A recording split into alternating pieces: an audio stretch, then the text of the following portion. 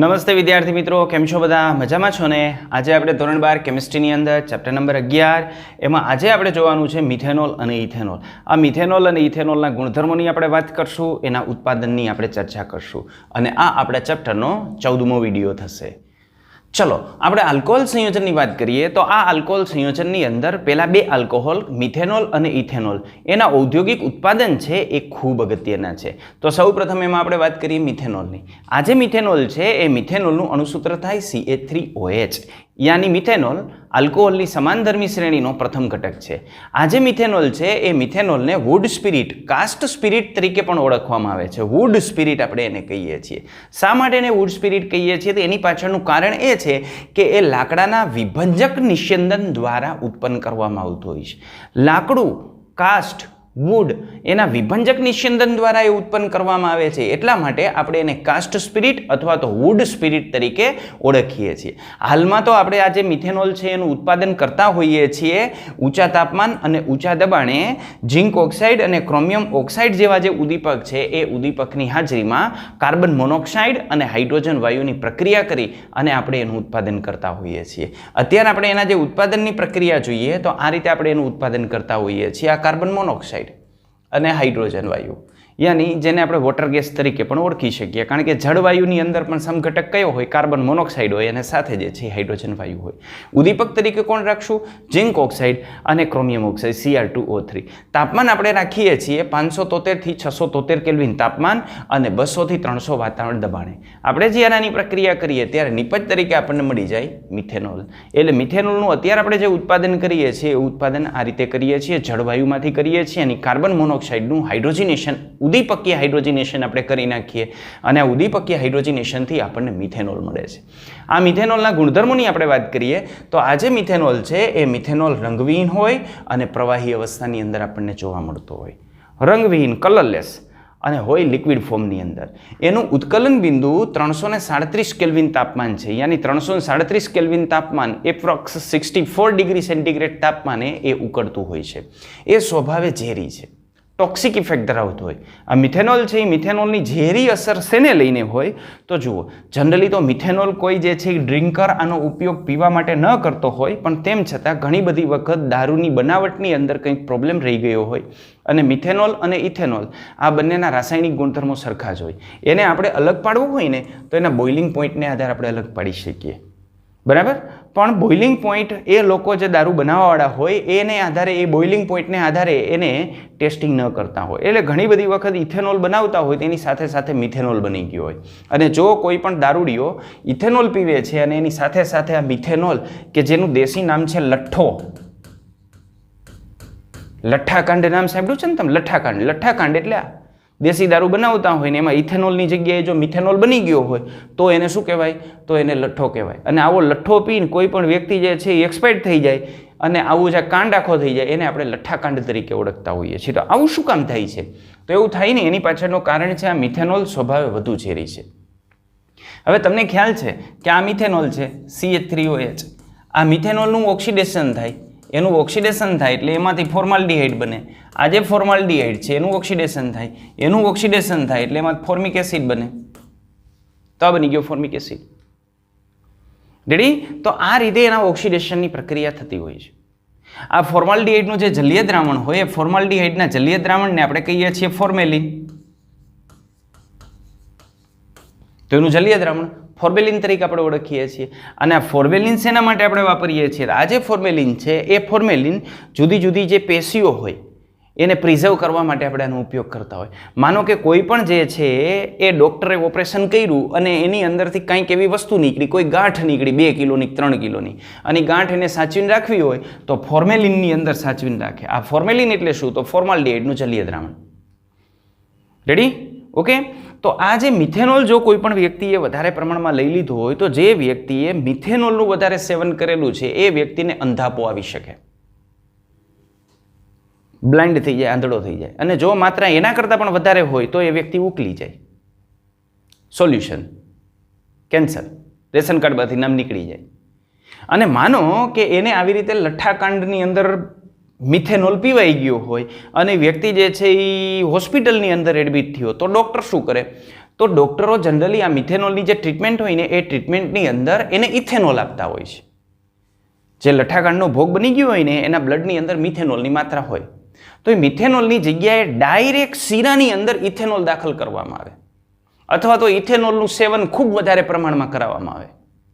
અને ઇથેનોલનું સેવન વધારે પ્રમાણમાં કરાવે એટલે શું થાય? તો ઇથેનોલનું સેવન વધારે પ્રમાણમાં કરે ને એટલે શરીરની અંદર ઇથેનોલની માત્રા વધે. અને આ ઇથેનોલની માત્રા વધે છે એટલે આ મિથેનોલનું ઓક્સિડેશન કરનાર જે ઉત્સેચક છે એ ઉત્સેચક અને સાથે સાથે કિડનીને થોડો વધારે સમય મળે. અને જો કિડનીને વધારે થોડો સમય મળે તો એ શરીરમાંથી મિથેનોલનું ઉત્સર્જન કરી નાખે. અને જો શરીરમાંથી મિથેનોલનું ઉત્સર્જન થઈ જાય તો મિથેનોલની ઝેરી અસરથી બચી શકાય.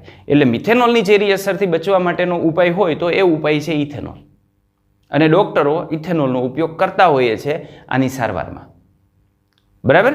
ચાલો, તો આને લઈને આપણે કહી શકીએ કે આ જે મિથેનોલ છે એ મિથેનોલ સ્વભાવે કેવો હોય? ઝેરી હોય. તો મિથેનોલનો સ્વભાવ ટોક્સિક છે.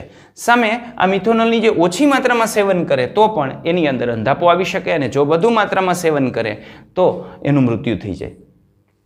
આ મિથેનોલનો ઉપયોગ ક્યાં થાય? તો મિથેનોલ જે છે એ પેઇન્ટ ઉદ્યોગની અંદર, વાર્નિશની અંદર દ્રાવક તરીકે આપણે આનો ઉપયોગ કરતા હોય. દ્રાવક યાની સોલ્વેન્ટ તરીકે, ઓર્ગેનિક સોલ્વેન્ટ તરીકે આનો ઉપયોગ થતો હોય છે. અને મિથેનોલના ઓક્સિડેશનથી આપણે ફોર્માલ્ડિહાઇડ બનાવી શકીએ.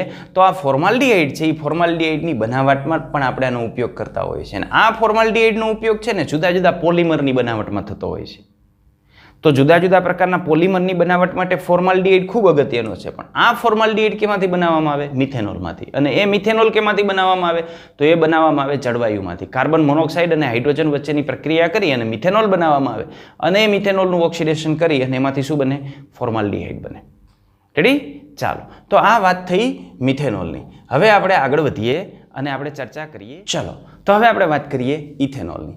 ઇથેનોલ યાની આલ્કોહોલની સમાનધર્મી શ્રેણીનો બીજો ઘટક કે જેનું સૂત્ર હોય CH3CH2OH યાની C2H5OH. અને જનરલી આનું ઔદ્યોગિક ઉત્પાદન આપણે આથવણની જે પ્રક્રિયા છે એ આથવણની પ્રક્રિયા દ્વારા મેળવતા હોય છે. કોઈ પણ શર્કરા ધરાવતો ઘટક કે જેની અંદર શર્કરાનો ભાગ વધારે હોય, દાખલા તરીકે શેરડી છે, દ્રાક્ષ છે, મોલેસીસ છે, તો આવી કોઈ પણ પ્રકારની કે જેની અંદર શુગરની માત્રા વધારે છે, શર્કરાની માત્રા વધારે છે, ખાંડનું પ્રમાણ જેની અંદર વધારે છે, એમાંથી આપણે ઇથેનોલ મેળવતા આથવણ દ્વારા આ ઇથેનોલ મેળવવાની સૌથી જૂની પદ્ધતિ છે, શર્કરાના આથવણથી. બરાબર? તો અહીં જે શર્કરા છે એ શર્કરાના આથવણથી આપણે ઇથેનોલ મેળવતા. તો કેવી રીતે એના આથવણથી ઇથેનોલ મળે એની આપણે વાત કરીએ. અહીં શર્કરા તરીકે આપણે મોલેસીસનો ઉપયોગ કરી શકીએ, શેરડીનો ઉપયોગ કરી શકીએ, દ્રાક્ષનો ઉપયોગ કરી શકીએ. સૌ પ્રથમ આ જે શર્કરા છે એ શર્કરાનું ઇન્વર્ટેજ ઉત્સેચક મારફતે ગ્લુકોઝ અને ફ્રુક્ટોઝમાં રૂપાંતરણ કરવામાં આવે છે, યાની એની ઇન્વર્ઝનની પ્રક્રિયા કરવામાં આવે છે. અને આ જે ઉત્સેચક ઇન્વર્ટેજ છે એ શેમાં રહેલો હોય? તો એ આપણને ઈસ્ટમાંથી મળશે. અને એ જ ઈસ્ટમાં બીજો રહેલો હોય ઝાયમેજ. તો એમાં રહેલો બીજો જે ઝાયમેજ ઉત્સેચક છે એ ઝાયમેજ ઉત્સેચક મારફતે હવે આમાં જે ગ્લુકોઝ અને ફ્રુક્ટોઝ મળે છે એ ગ્લુકોઝ અને ફ્રુક્ટોઝનું આથવણ કરવામાં આવે છે. અને એનું આથવણ કરો એટલે કાર્બન ડાયોક્સાઇડ વાયુ ત્યાંથી છૂટો પડે અને સામે આપણને ઇથેનોલ મળે. જનરલી આ પ્રક્રિયાની અંદર 8 થી 10% શુદ્ધ ઇથેનોલ મળતો હોય છે. એના કરતાં વધારે સાંદ્રતા આપણે આની અંદર મેળવતા નથી હોતા. શા માટે? તો એની ચર્ચા પણ આપણે આગળ કરશું. આ એક શર્કરા છે. અહીં શર્કરા તરીકે આપણે સુક્રોઝ લીધી છે C12H22O11. એમાં આપણે પાણી ઉમેરીએ છીએ અને એની પ્રક્રિયા કરીએ છીએ ઇન્વર્ટેજ ઉત્સેચક મારફતે. આ ઇન્વર્ટેજ કેમાંથી મળશે? ઈસ્ટમાંથી ઇન્વર્ટેજ મળેલો હોય. આ ઇન્વર્ટેજ વડે એનું જલ વિભાજન થશે અને આ જલ વિભાજનથી આપણને એક ગ્લુકોઝ મળશે અને એક ફ્રુક્ટોઝ મળશે. એમાં શરૂઆતમાં આ જે શર્કરા છે એ દક્ષિણ ભ્રમણીય હોય, યાની ડેક્સ્ટ્રા રોટેટરી હોય. પણ જ્યારે આનું સંપૂર્ણ જલ વિભાજન થઈ જાય ને ત્યારે લીવો રોટેટરી થઈ જાય, યાની આ બંનેનું જે સમમોલર મિશ્રણ આપણને મળે છે ને એ દક્ષિણ ભ્રમણીયમાંથી વામ ભ્રમણીયમાં રૂપાંતરણ થઈ ગયું હોય. તો હતું દક્ષિણ ભ્રમણીય, થઈ ગયું વામ ભ્રમણીય, યાની આખું એનું ઇન્વર્ઝન થયું. આખું ઇન્વર્ઝન થયું માટે આવું ઇન્વર્ઝન કરવાવાળો જે ઉત્સેચક છે એને આપણે નામ આપ્યું ઇન્વર્ટેજ. અને આ જે પ્રક્રિયા છે એ પ્રક્રિયાને આપણે કહીએ છીએ ઇન્વર્ઝન અથવા તો સુક્રોઝનું જલ વિભાજન. તો આ જલ વિભાજનની પ્રક્રિયા છે. હવે આ જલ વિભાજનની અંદર જે ગ્લુકોઝ અને ફ્રુક્ટોઝ મળે છે એની પાછી આપણે પ્રક્રિયા કરશું કેના મારફતે? ઝાયમેઝ મારફતે. આ ઝાયમેઝ પણ ક્યાંથી મળશે? ઈસ્ટમાંથી. તો ઈસ્ટમાંથી મળેલો જે ઝાયમેઝ છે એની સાથે આપણે પ્રક્રિયા કરીએ એટલે આનું આથવણ થઈ જાય અને આથવણ દરમિયાન ઇથેનોલ મળશે અને CO2 છૂટો પડશે. અહીં આપણને જે ઇથેનોલ મળે છે એ ઇથેનોલની પ્યોરિટી 8 to 10% સેટ કરવામાં આવે છે અને આનું જે જલીય દ્રાવણ હોય ને એને વાસ કહેવામાં આવે છે. વાસ. રેડી? તો આ થઈ ગયો દેશી દારૂ. આ જે શર્કરા છે એ શર્કરાનું ઇન્વર્ટેજ ઉત્સેચક મારફતે ગ્લુકોઝ અને ફ્રુક્ટોઝની અંદર જલ વિભાજન થાય અને એનું જલ વિભાજન થયા પછી ઝાયમેજ મારફતે એનું ઇથેનોલમાં રૂપાંતરણ થાય. આ ઇથેનોલની સેચ્યુરેશન અહીં 8 to 10% સુધીનું રાખવામાં આવે છે. તો અહીં 8 થી 10% જેવું ઇથેનોલની આપણને સાંદ્રતા આની અંદર મળતી હોય છે. આ ઇથેનોલનો ઉપયોગ આપણે ક્યાં કરીએ છીએ? તો ઇથેનોલનો ઉપયોગ ડ્રિંકરો કરતા હોઈએ છીએ. જે દારૂડિયા હોય એ દારૂ પીતા હોય, એ દારૂ એટલે શું? ઇથેનોલ. ઇથેનોલનું જલીય દ્રાવણ એ લોકો પીતા હોય છે. તો આ દારૂ બનાવવા માટે સૌથી બેસ્ટમાં બેસ્ટ કોઈ સ્ત્રોત હોય ને તો એ સ્ત્રોત છે દ્રાક્ષ. આ દ્રાક્ષ એટલા માટે બેસ્ટમાં બેસ્ટ સ્ત્રોત છે કે એમાંથી આપણને શર્કરા તો મળી જ રહે છે પણ સામે સામે એમાંથી ઈસ્ટ પણ મળી રહે છે. યાની દ્રાક્ષ છે એ શર્કરા અને ઈસ્ટ બંનેના સ્ત્રોત તરીકે વર્તે છે. એમાંથી શર્કરા પણ આપણને મળે છે અને ઈસ્ટ પણ મળે છે. આ દ્રાક્ષ જ્યારે ધીમે ધીમે પાકી થાય ત્યારે એની અંદર શર્કરાનો જથ્થો વધે. તમને ખ્યાલ હોય તો દ્રાક્ષ, ખાટી દ્રાક્ષ, કાચી જ્યારે દ્રાક્ષ હોય ત્યારે ખાટી લાગે પણ જેમ જેમ એ પાકે એમ એ મીઠી થતી જાય. મીઠી શા માટે થાય? કારણ કે એની અંદર જે ગ્લુકોઝ છે ને ગ્લુકોઝની માત્રા વધતી જતી હોય. ચીકુની અંદર પણ એમ થાય. આમ તો મોટા ભાગના ફ્રૂટ હોય ને એ ફ્રૂટની અંદર એવું જોવા મળતું હોય કે ફ્રૂટ જ્યારે કાચું હોય ને ત્યારે એની અંદર ટેસ્ટ ન આવતો હોય પણ ફ્રૂટ જ્યારે પાકે ને ત્યારે એની અંદર શર્કરાનો ભાગ વધતો હોય. મોટા ભાગના ફ્રૂટની અંદર આવું જોવા મળતું હોય છે. તો અહીં દ્રાક્ષ જેમ જેમ પાકી થાય એમ એની અંદર શર્કરાનું પ્રમાણ વધશે, યાની દ્રાક્ષ જે છે એ ધીમે ધીમે મીઠી લાગશે અને તેની બહારની સપાટી ઉપર આ ઈસ્ટ છે એ ઈસ્ટ ઉત્પન્ન થાય. એટલે અંદર શર્કરા ઉત્પન્ન થઈ અને બહારની જે સપાટી છે એ સપાટી ઉપર શું ઉત્પન્ન થાય? ઈસ્ટ ઉત્પન્ન થાય. યાની આથવણ માટે આપણે જે બે વસ્તુની જરૂરિયાત છે શર્કરા અને ઈસ્ટ એ બંને વસ્તુ આપણને અહીંથી મળી રહેશે. શર્કરા તો ઓલરેડી જેમ પાકતી જાય છે એમ શર્કરાની માત્રા વધતી જાય છે અને એની જે સપાટી છે એ સપાટી ઉપર ઈસ્ટ ઉત્પન્ન થશે અને પછી તરત આ જે શર્કરા અને ઈસ્ટ એકબીજાના સંપર્કમાં આવે છે ને એકબીજાના સંપર્કમાં આવે એટલે આથવણની ક્રિયા ચાલુ થઈ જાય. આ આથવણની ક્રિયા ચાલુ થાય પણ એ આથવણની ક્રિયા આપણે હવાની ગેરહાજરીમાં કરાવતા હોઈએ છીએ. હવાની ગેરહાજરીમાં એટલા માટે આપણે ત્યાં અજારક શ્વસન કરાવવું છે અને અજારક પદ્ધતિનો ઉપયોગ આપણે કરીએ એટલે હવાની ગેરહાજરીમાં આપણે પ્રક્રિયા કરશું એટલે આ હવામાંનો ઓક્સિજન છે એ ઉત્પન્ન થયેલો જે આલ્કોહોલ છે એ આલ્કોહોલનું ઓક્સિડેશન ન કરી શકે એટલા માટે આપણે હવાની ગેરહાજરી રાખતા હોઈએ છીએ. અને આ જે આથવણની પ્રક્રિયા છે એ આથવણની પ્રક્રિયા દરમિયાન કાર્બન ડાયોક્સાઇડ વાયુ મુક્ત થતો હોય જો ઉત્પન્ન થયેલા આલ્કોહોલની માત્રા 14% વધારે ન હોવી જોઈએ. જનરલી તો આપણે ત્યાં જે ઉત્પન્ન કરતા હોય ને 8 થી 10% સુધીનું સેચ્યુરેશન રાખતા હોય, પાણીની માત્રા આપણે વધારે રાખતા હોય જેથી એની સાંદ્રતા 8 થી 10% કરતાં વધે નહીં. પણ જો 14% કરતાં એની માત્રા વધી જાય તો શું થાય? તો ઇફેક્ટ થાય ઝાયમેજને. તો એની અંદર જે ઝાયમેજ ઉત્સેચક છે એની જે ક્રિયા હોય એ ક્રિયાને અવરોધે, યાની એની ક્રિયા જે છે એ નિરોધાઈ જાય. અને જો આ મિશ્રણ હવાની હાજરીમાં કરવામાં આવે યાની અજારક શ્વસનની જગ્યાએ જો જારક શ્વસન કરવામાં આવે તો અહીં ઉત્પન્ન થયેલો જે ઇથેનોલ છે એ ઇથેનોલનું ઓક્સિડેશન થઈ જાય. અને તમે ઇથેનોલનું ઓક્સિડેશન તો જાણો જ છો કે આ ઇથેનોલ એનું પહેલું ઓક્સિડેશન થઈ અને એમાંથી શું બને? એસિટાલ્ડિહાઇડ બને. અને એસિટાલ્ડિહાઇડનું પાછું ઓક્સિડેશન થઈ અને એમાંથી શું બને? તો એસિટિક એસિડ બને. એસિટિક એસિડ યાની વિનેગર. ખબર છે ને એના જલીય દ્રાવણને વિનેગર કહેવામાં આવે કે જે કેવો હોય? સ્વાદે ખાટો હોય. ક્લિયર? તો આ રીતે જો જારક શ્વસન કરવામાં આવે, અહીં અજારક કરીએ છીએ પણ જો જારક કરવામાં આવે તો હવામાંનો ઓક્સિજન એની અંદર ભળે અને આ ઓક્સિજન ભળે તો ઇથેનોલનું આ રીતે ઓક્સિડેશન કરી નાખે. તો ઓક્સિડેશનના અંતે આપણને એસિટિક એસિડ મળે અને આ જે એસિડિક એસિડ મળે છે એ એસિટિક એસિડ શેના તરીકે વર્તે?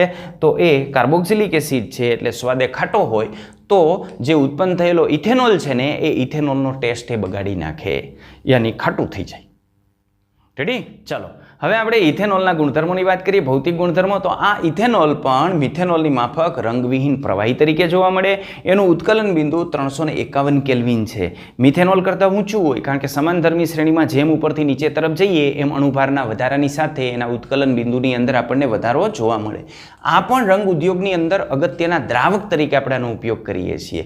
કાર્બનના અનેક પ્રકારના સંયોજનની જે બનાવટની અંદર આપણે આનો ઉપયોગ કરીએ છીએ. ખૂબ અગત્યના પ્રક્રિયક તરીકે આપણે એનો ઉપયોગ કરીએ છીએ. હવે આ આલ્કોહોલ જ્યારે ઔદ્યોગિક રીતે વાપરવાનો હોય ત્યારે એની અંદર કેટલીક વસ્તુ ધ્યાનમાં રાખવામાં આવે છે. તમને ખ્યાલ છે કેરોસીનની અંદર આપણને ડેપોની અંદર યાની સસ્તા અનાજની જે દુકાન છે ત્યાં જે કેરોસીન ડિસ્ટ્રીબ્યુટ કરવામાં આવે છે એ કેરોસીન બ્લુ કલરનું હોય, પણ વાસ્તવમાં જે કેરોસીન છે એ કેરોસીન રંગવિહીન હોય. વાસ્તવમાં કેરોસીનને કોઈ રંગ ન હોય, કેરોસીન રંગવિહીન જ હોય, પણ ડેપોની અંદર જે કેરોસીન આપવામાં આવે છે એ કેરોસીન કેવા રંગનું હોય? બ્લુ કલરનું હોય. શા માટે એની અંદર કલર એડ કરેલો હોય? કે જેથી એને જોઈ અને કોઈ પણ વ્યક્તિને ખબર પડે કે આ ફ્રી સેલ કેરોસીન છે કે સસ્તા અનાજની દુકાનમાંથી મળતું કેરોસીન છે. આ નક્કી કરવા માટે એમાં કલર ઉમેરેલો હોય છે. એવું જ આલ્કોહોલની અંદર કરવામાં આવે છે કે માનો કે તમારે કોઈ પણ ઔદ્યોગિક ક્રિયાની અંદર ઇથેનોલની જરૂરિયાત છે. ઔદ્યોગિક ક્રિયાની અંદર માનો કે આપણે કોઈ ઔદ્યોગિક ક્રિયા કરીએ છીએ અને કોઈ પ્રક્રિયાની અંદર ઇથેનોલની જરૂરિયાત છે, તો આ જે ઇથેનોલ છે એ ઇથેનોલની અંદર કેટલાક એલિમેન્ટ એની અંદર એડ કરવામાં આવતા હોય, કેટલાક ઘટકો એની અંદર એડ કરવામાં આવતા હોય છે કે જેથી એ દારૂડિયા પીવામાં આનો ઉપયોગ ના કરે. કેવી રીતે? તો જુઓ, એની અંદર થોડા પ્રમાણમાં કોપર સલ્ફેટ ઉમેરી દેવામાં આવે. કોપર સલ્ફેટ ઉમેરી દો ને એટલે એની અંદર રંગ દાખલ થઈ જાય, યાની સોલ્યુશનને જોવે ને તરત ખબર પડી જાય કે આ રંગીન છે, યાની ઔદ્યોગિક વપરાશ માટેનું છે. બીજું, એની અંદર પિરિડીન ઉમેરી દે, પિરિડીન, અને આ પિરિડીનને લઈને દુર્ગંધ આવતી હોય, દુર્ગંધ. તો આ દુર્ગંધને લઈને દારૂડીઓ આનો ઉપયોગ કે જે વાસ્તવમાં ઇન્ડસ્ટ્રીયલ યુઝ માટે બનાવેલું છે એ પીવાના ઉપયોગમાં ન વાપરે.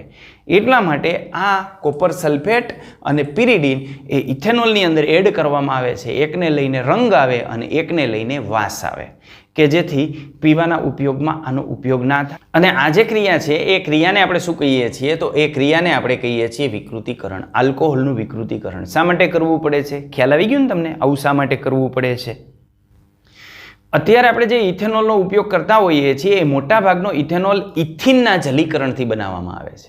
આની પ્રક્રિયાની આપણે વાત કરીએ તો આ પ્રક્રિયા આપણને કેવી રીતે મળે? તો આ પ્રક્રિયા તો તમે જાણો છો, ઇથિન સંયોજનમાંથી આપણે બનાવતા હોઈએ છીએ. તો આ ઇથિન સંયોજન CH3,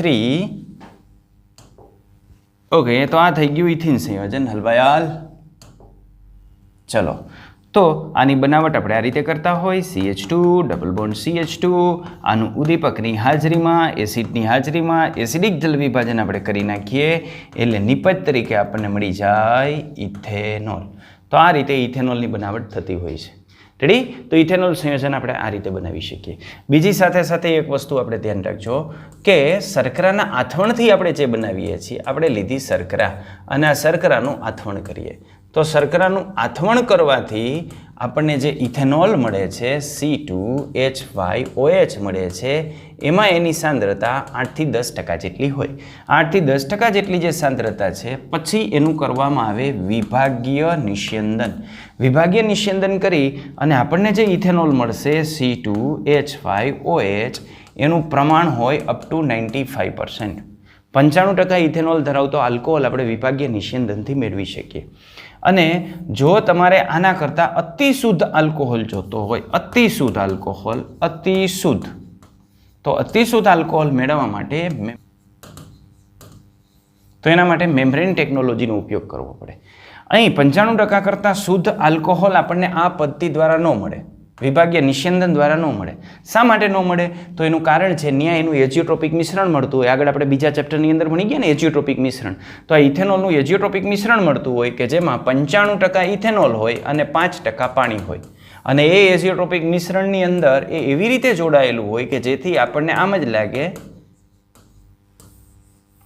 એટલે આને હવે ઉત્કલન બિંદુના સેપરેશનને આધારે જુદા પાડવા અઘરા છે. એટલે એને અલગ કરી અને જો અતિશુદ્ધ આલ્કોહોલ જોતો હોય તો કમ્પલસરી મેમ્બ્રેન ટેકનોલોજીનો ઉપયોગ કરવો પડે. ઓકે, તો આજના વિડીયોની અંદર આટલું જ. હવે આપણે રાખીએ છીએ. વધુ જોશું આપણે આના પછીના વિડીયોની અંદર. ત્યાં સુધી બધાને ટાટા બાય બાય, આવજો.